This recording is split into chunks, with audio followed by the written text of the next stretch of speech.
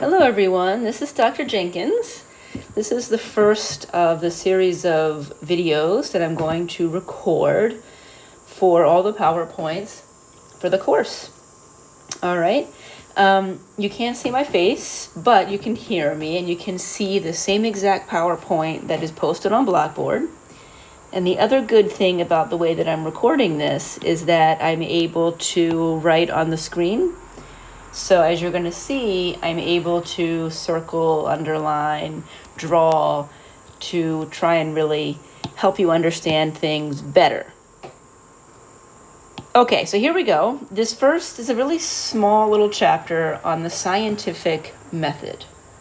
And this is really important because it forms the basis for any scientific course. And I think I said this in the intro video. I know some people can get intimidated by science, or you see this, biology, and you're like, oh my God, I hate bio, I don't get it. But I don't want you to be intimidated because a lot of this is just common sense. All right, so my goal here is to try and talk about it in a really easy to understand way. So I really hope you listen to these videos. I'm not here to waste your time. So what I talk about is exactly what you should be reviewing for your weekly quizzes and for the midterm and final. So here's an outline of what this little chapter is on.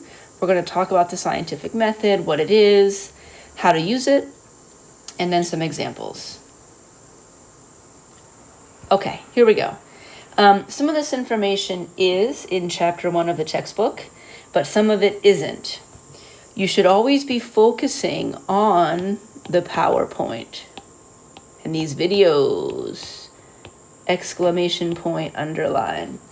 It is what I talk about here that's going to be on your quizzes. You can use the book if you have questions aside from this. So the book is a good resource, but there's some things in the book that I am not covering, and therefore you don't need to know. So focus on the PowerPoints and the videos, and then as you have questions, refer to the book. Okay, so before we even get into the scientific method, I just want to talk briefly about this course. It is, after all, called Sports Nutrition. Make sure you review some of the basic definitions. And here you can start to see that I've put in red the most important things, which means these are the things you need to know. Make sure you can define sports nutrition. Nutrition is really, it's a science, yes, folks, but it's how the nutrients affect our body.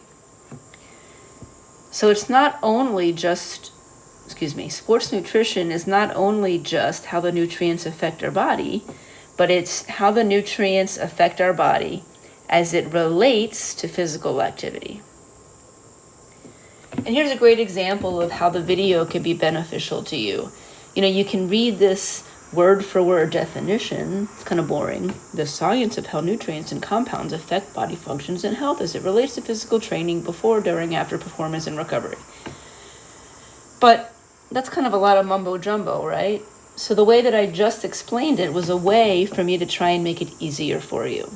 So if I was going to define sports nutrition more simply, I would simply say the science of how nutrients affect the body as it relates to physical activity. The science of how nutrients affect the body. The science of how nutrients affect the body as it relates to activity. Cool. And of course, we just want to make sure that we define an athlete more broadly. So you don't necessarily have to wear a jersey with a sports team's name on it to be an athlete. You can just be a recreational athlete that works out on your own. And these nutrients will affect you just the same. By the way, what is a nutrient? Well, a nutrient is a chemical compound in food.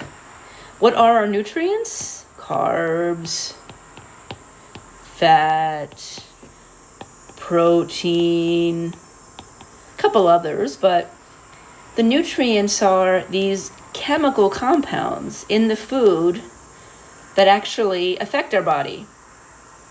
So if we talked about nutrition, the science of how nutrients affect our body, right? Let me say that again. The science of how nutrients affect our body. Well, what is a nutrient? It's whatever chemicals in the food that we're talking about.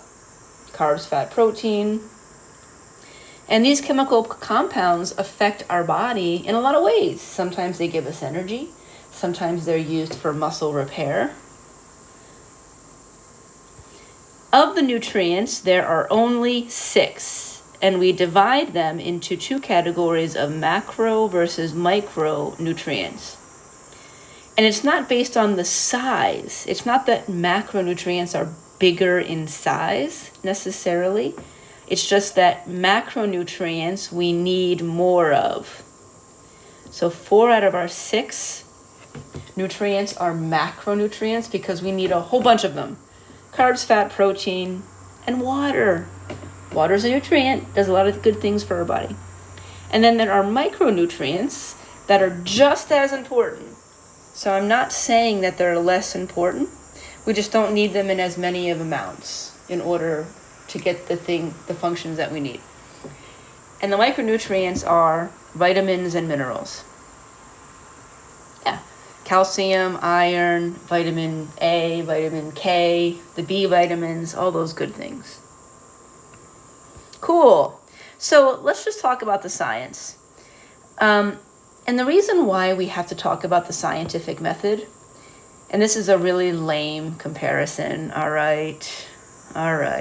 You know, if you want to play ice hockey, you got to learn how to skate first. So before we even start talking about carbohydrates, what they're made of, what they do to our body, what kind to eat, when to eat them. So before we even start talking about carbohydrates, we have to learn how to skate first. We have to just have a basic framework to understand how science is studied, so we understand what we're looking at later. Okay, so the rest of this chapter, folks, is pretty much all about the scientific method.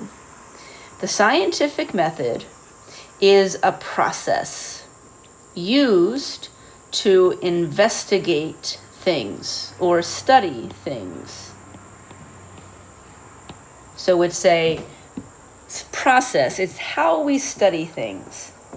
In other words, if we want to know if Gatorade works, you know, this course is called Sports Nutrition. So wouldn't a good question be, does Gatorade actually do what it says it should do? Is it good for athletes? Well, if we're going to try and investigate or study whether or not Gatorade is good for athletes, we can't just go to an athlete and say, hey, do you like using Gatorade? Does it help you? That is not an objective process. It is not scientific. You're liable to get many different answers, and people may be giving you answers based off of how they feel from something else, not from Gatorade. So we have to use an objective process whenever we start to ask questions in science. And this is especially important for sports nutrition. There's a lot of what I call bro science, and it's unfortunate because it's not just used by bros, it's used by women too. There's a lot of science out there that's not objective. Yeah, someone at the gym said creatine works. Yeah, whey protein, it works. Or some website trying to sell you the whey protein tells you all about how it works. Well, of course, folks, the person on that website making it is trying to sell you something. They really don't care whether it's actually scientifically proven or not. So we can't rely on what someone says at the gym as objective. We can't rely on what a company tells us because their number one goal is to make money. So we have to use an objective process. And when we talk about our ergogenic aids later this semester, when we talk about whey protein, creatine, anabolic steroids, coenzyme 10, the only way that scientists are able to determine whether or not they really work is by using a scientific method, an objective process to study something. Did you hear that, folks? That's another shorthand way of defining something. An objective process to study something. Make sure that you know all these steps. These are the steps of that objective process. And if you read a different textbook, they might break the steps down into different words, or maybe they have 6 steps instead of 4. But the process is the same. It can just be broken down differently. And I know you see this little schematic here and you're like, oh my God, it's so hard. It's not, folks. What we have to do is we first have to look out in the world and base our hypothesis or base our study question on observations. So we have to be observers, and that's what I'm trying to help you this semester. Observe things in the world, and then ask questions critically, and then get the scientific answers, and you're good to go. So we have to observe something. Oh, hold on. Okay, before I even get into the steps, I guess I should define some stuff. What makes this process, the scientific method process, so valuable? It's objective. It doesn't take any subjective things into account. It's the same process always. There's no emotion in it. It's objective. It's measurable. So as we're going to find out, we have to have some kind of measurement that's objective. So we don't just say, did it help you? Yeah. That's not measurable. We need to have someone take a certain amount of Gatorade. We have to control for other factors, and we have to measure something. Does the amount of weight they can lift go up? Does the speed of their run get faster? And then every scientific method study has to be reproducible. So if it is done properly in those objective steps, somebody else could do the same objective steps and get the same answer. That's why it's objective, folks. I apologize for the background noise. As I'm recording this, as you can see in the top of the screen, Monday, August 30th, I have the windows open while I can, because pretty soon I'm not going to be able to. All right, so in order for me to go through the steps of the scientific method, I'm going to give an example. And an easy example, and this is a little bit outdated, but like 10 years ago, the power balance bracelet was really popular. You saw commercials on TV. I may be aging myself, although I could definitely give older examples, but so what this is it was a little rubber bracelet with a magnetic piece. And that magnetic piece was said to give you more balance, make you a better athlete. NBA stars wore them. They even, started commercials for them. So we see this observation. Hey, these NBA players are saying this rubber bracelet helps them. So now we're going to actually take this through the scientific method. There's Shaquille O'Neal, probably 75 pounds ago. He's got the power bracelet on. Lamar Odom, power bracelet on. Power balance bracelet. Okay, so our first step is observation. And as I already said, all of our scientific studies are based initially off observation. You see something, and then you start to say, hey, does that work? Or you hear something, someone tells you, this worked for me. So you have to have some kind of observation. We don't just pick something out of thin air. Then we formulate a hypothesis. A hypothesis is a statement. Hopefully by me raising my voice, it's a statement. It brings home the message more. It is not a question. I don't say, does the power balance bracelet work? Because that is not falsifiable. Falsifiable means that when we make this statement, at the end of the study, it can either be shown to be true or false. Falsifiability means that when we're done with this, our statement can either be shown to be true or false. A question cannot be true or false. If I ask, does the power balance bracelet work? True. False. Doesn't make any sense. So instead, we formulate a statement. Athletes wearing the bracelet will be able to jump higher and score more points. This is an example of a hypothesis. It's a statement, and it's usually a statement of what we think will happen. Not always, but it's usually a statement of what we think will happen. And it is falsifiable. So when we're done with this, we're going to be able to say either, yes, it did, true. If we say true, then the athletes wearing the bracelet did jump higher and or score more points. Or we're going to be able to say false. You know what? The athletes who wore the bracelet did not jump higher and score more points than those who didn't wear the bracelet.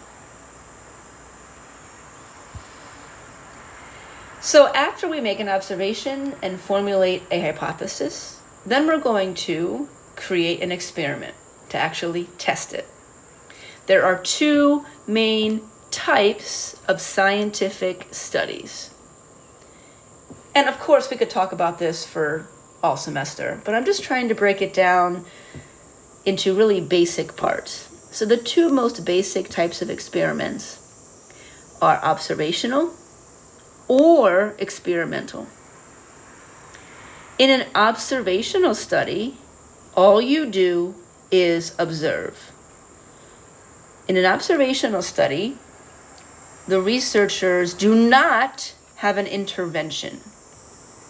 The researchers do not introduce anything. A lot of times, an observational study can be delivered through giving a survey or simply through observation. I mean, you could just watch NBA games with a pad of paper, and you could see which players are wearing the power balance bracelet and which players are not wearing the power balance bracelet. And then you simply keep track of how many points each scores. So, in other words, in an observational study, the researcher did not intervene and do anything to the subjects. They just watched. Now, this doesn't mean that the researcher doesn't have any interaction with them. Another way that I could do an observational study in this way is I could simply watch. So I could have my pad of paper, watch the NBA games, and write down which athletes had the power balance bracelet on and which athletes don't. And then I could have them come into my lab and do a vertical jump test. So I still interacted with them. I took a measurement. So you can still take measurements. So I still took a measurement, but I didn't change or introduce anything. I didn't change or introduce anything. Therefore, it's still considered observational. On the other hand, there is an experimental study, and this is where you do intervene or change something. In an experimental study, there always has to be a control group and an experimental group. The experimental group is what you change or alter. So in the example of the power balance bracelet, in an experimental group, I would purposely give them a power balance bracelet. And then I would also have a group where I would give them a placebo. Maybe it looked exactly like the power balance bracelet. It just had a fake magnet. And then you would have them do a series of tests, right? But it's considered experimental because I did intervene or alter something. Good. These are really important. Make sure you look over them. Ask me if you have any questions. When we come to actually looking at the results, and that's going to be our next step, right? So after let me go back here. Oh, that's going to give me a headache. So if we review the steps, We had observation. That was the first step of the scientific method. Then we created a hypothesis, our statement of what we think might happen. And then we conducted the experiment, whether it was observational or experimental. And then the next step we're going to see is we look at results.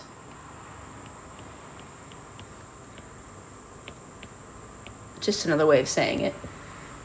And when we look at those results, anytime it was an observational study, we can only show correlation. Correlation means that one thing is related to the other. So another word for correlation is that one thing is related to another. And that's the only thing that we can show in our results in an observation. We cannot show causation. Causation can only be shown in an experimental study where one thing caused or led to the other. For example, if we find that the power balance bracelet made people jump higher, right? What if we did a study and we found, oh my God, the NBA players who wore the power balance bracelet, they jumped higher. If we conducted an observational experiment, we could only say there was a correlation. There was a relationship between whether or not they wore the power balance bracelet and their vertical jump height. They were related. In this case, there was a relationship where those that wore the power balance bracelet jumped higher. But we cannot say that it was causation. If we did an observational study, we can't say that wearing the power balance bracelet caused them to jump higher.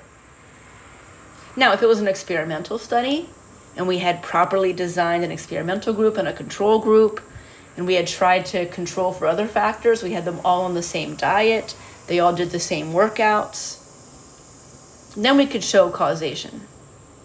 But you cannot show causation in an observational study because you're not accounting for everything. If we just do an observational study, maybe the athletes that wore the power balance bracelet just happened to jump higher because they had a better diet. Maybe those that wore the power balance bracelet jumped higher because they had done more plyometric training. So there are other things that could have caused it. Really important here.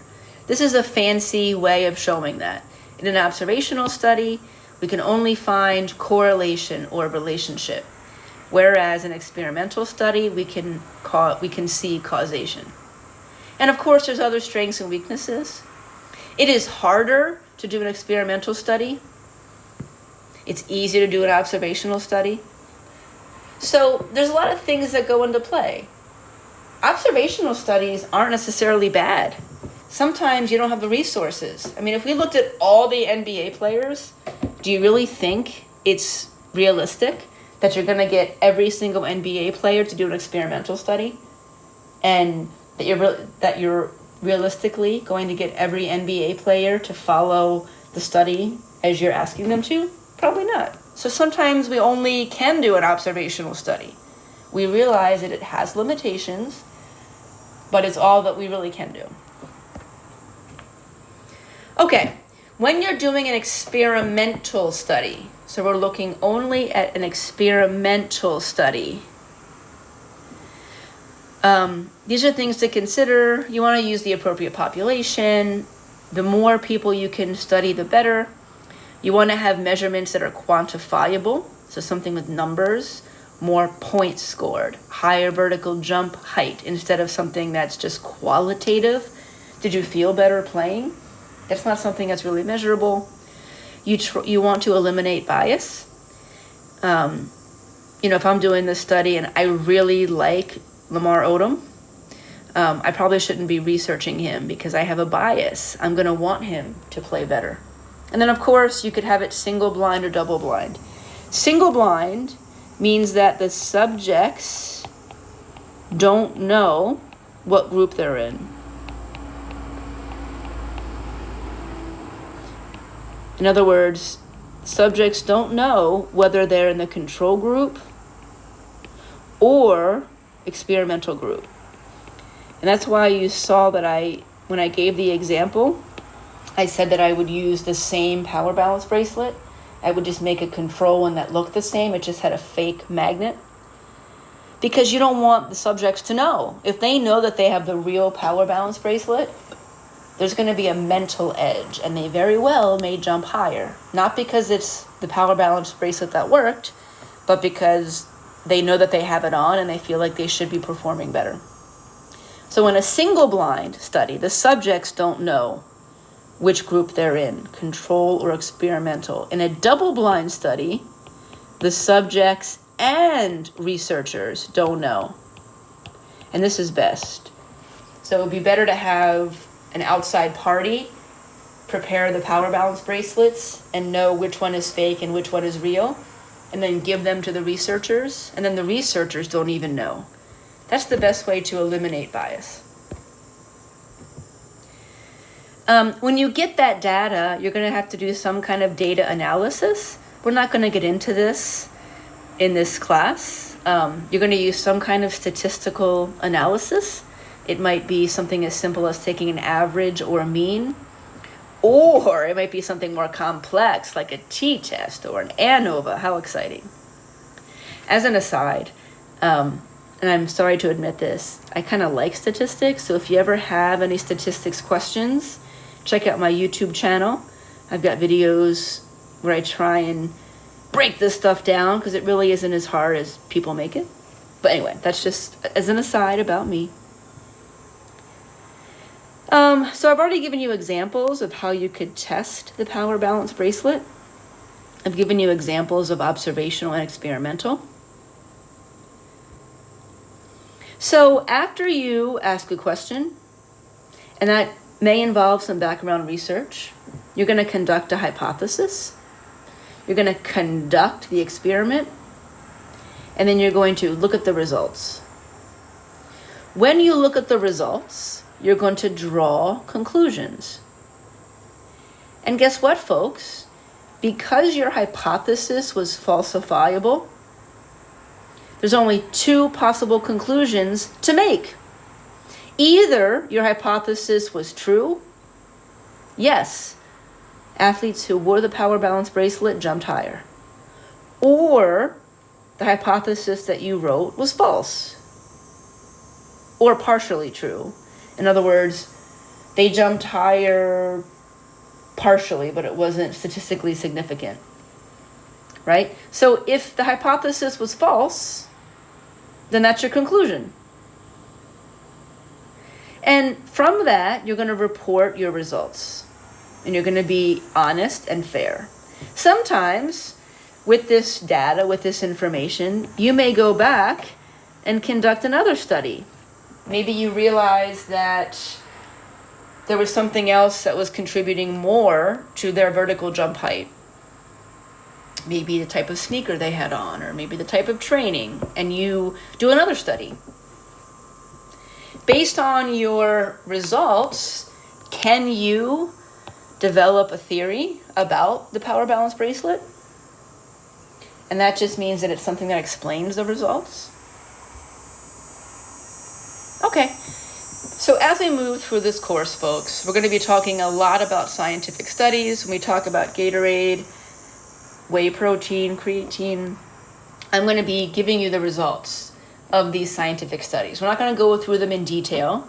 That's not the scope of this course. But just know that when I bring up a study about something, it was a scientific study done using the scientific method.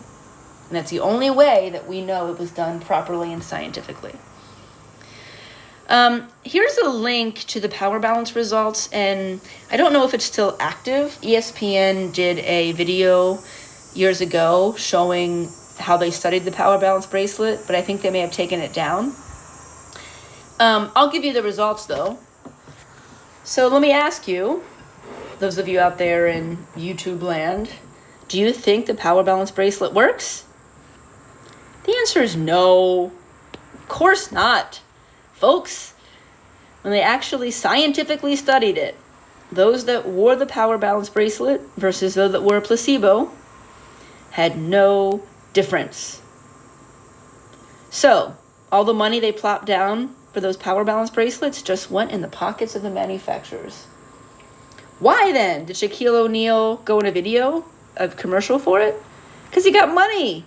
If someone came to you and said, hey, we'll pay you $50,000 to do a commercial, would you do it? You'd probably say yes, and I can't blame you. Okay, a couple odds and ends before we end this first video. Thanks for sticking around. Sometimes these scientific results are published. When we talk about journals, that's the key. Men's Health magazine is not going to publish scientific studies. It's journals of the American Medical Association, Journal of Sports Medicine, Journal of Sports Nutrition. When you see a big journal name like that, it means that it is peer-reviewed. And I'd like you to know what this is. Peer-reviewed means that before the article was published, before the scientific results were published, they had to be reviewed by peers in their field. So if you look at the Journal of Sports Nutrition, any article in there has been reviewed by other professionals in sports nutrition. That way, if the scientific study was crap, they're not going to allow it to be published. They're going to be like, hey, that was crap. And it's important that it's reviewed by peers in the same field. You wouldn't want to have a scientist who studies bugs, an entomologist. You wouldn't want to have a scientist who studies insects reviewing a sports nutrition. What do they know about that? So when I give you information about, ergogenic aids, these studies that I'm using to give you that information are from journals that have been peer-reviewed. There is another type of research, and it's kind of a subcategory called epidemiology. And this just means that you study a specific population. That's all it means. It can be observational or experimental. It just means you study a specific population. Maybe you study male high school athletes. Maybe you study women in the WNBA. Maybe you study postmenopausal women. These are all examples of epidemiological. Or it could be a location. Maybe you're studying athletes in the Northeast. Maybe you're studying ice hockey players from Canada. Anytime you study a specific population, it can be categorized as epidemiological, and I'd like you to know that. Good. This is kind of extra. When you are doing an epidemiological study, you're usually looking for a correlation, but really just know the definition. Just know what we talked about. All right, last little part here. There's other things that we're going to utilize to determine whether a claim is scientific. There's Go-Go Gadget, right? If you don't know, look up Inspector Gadget. My childhood in the early 80s, loved Inspector Gadget. So it's not just looking at a journal article. There's other things we can look at to determine, hey, is that claim bogus or is that claim scientific? So, we see all sorts of things. Look at this. How I lost 54 pounds without dieting. Does that sound reasonable in less than 6 weeks? Of course not. So there's other things we can do. And the reason why I'm talking to you about this so much is because no matter what you go on to do, especially if you're going to be in a health field or a sports field, people are going to look to you. If you're a coach, or if you're a phys ed teacher, or if you work at a gym, if you go to the gym just as an athlete, if you have a younger brother who looks up to you, they're going to ask you, hey, what about whey protein? Does it work? And I really want you to be good role models, meaning that you don't rely on bro science. You utilize the critical thinking that I'm trying to give to you right now. Look for common sense. Do you think you can lose 54 pounds in 6 weeks? No. Vibratone. Look, vibrate your fat away in just a few minutes a day. Is it common sense that wearing a vibrating belt is just going to have you lose weight? There's no common sense. You might want it to be true because it would be a nice, easy way to drop those pounds. Common sense, folks. Look at the source of information. Is it an advertisement? Are they trying to make money? Then they probably aren't being scientifically credible. Do they reference any studies? And if so, are they scientific? Sometimes you can look for their interpretation. Sometimes they may reference the study, but that study actually showed the opposite thing as being true. They just threw a study on there so it looked like they knew what they were talking about. Is the information recent? If we're talking about whey protein, something from 25 years ago, we've learned a lot since then, folks. Credible sources.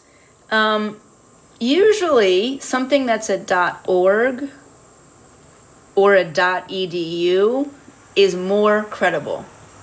So if we're looking at websites, look for .org or .edu.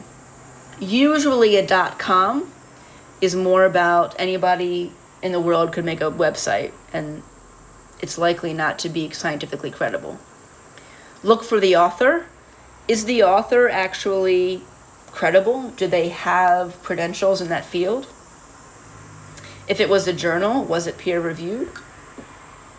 These are things that are non-credible. Personal testimony. You can pay anyone to say anything.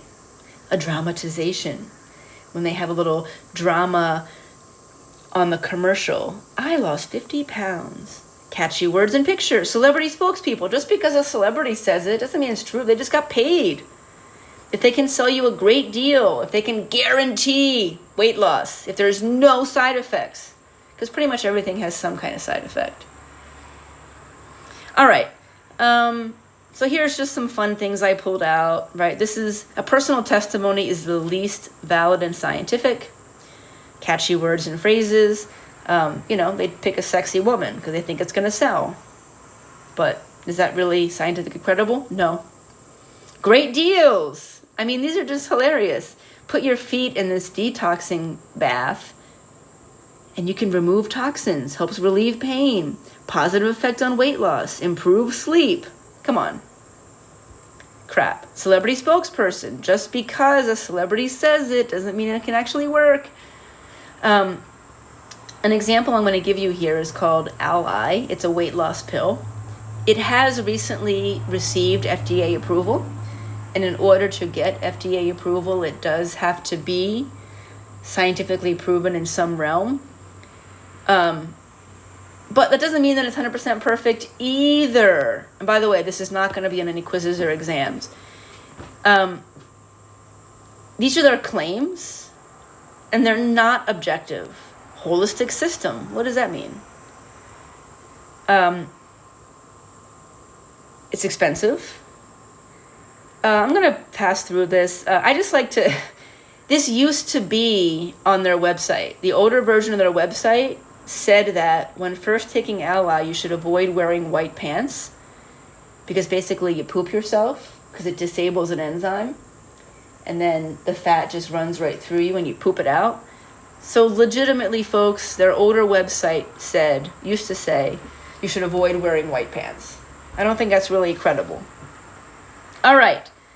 As I end off on this first little chapter, I leave you with a consideration of the internet. Anybody can post anything. It's really the wide It's really the Wild West. Anybody can say anything. So you really have to be a bit of a detective, right? So, okay. One last point here. When we talk about sports nutrition, this is a really young field. We don't know a lot. So be skeptical. Healthy skepticism is good. But also, you have to be open to the fact that some of these things, who knows? Maybe down the road we find out that some of these ergogenic aids actually work. But clearly, all the ergogenic aids that are out there, the hundreds and hundreds, maybe even thousands of them, there's very little scientific evidence because it's a very young field. All right, folks, great first video. Can't wait to talk with you more. Have a good afternoon, morning, or night.